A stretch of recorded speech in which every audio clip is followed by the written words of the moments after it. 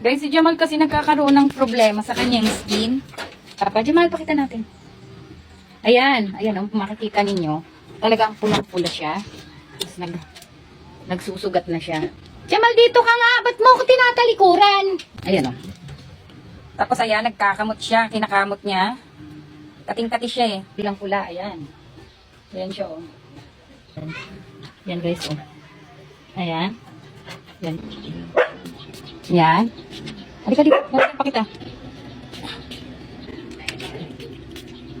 Halika dito. Huwag mo naman pahirapan, be.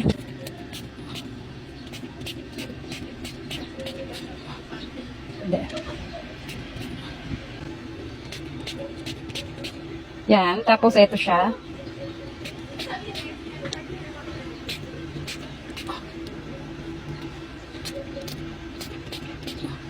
Ito yung in-apply ko sa kanya.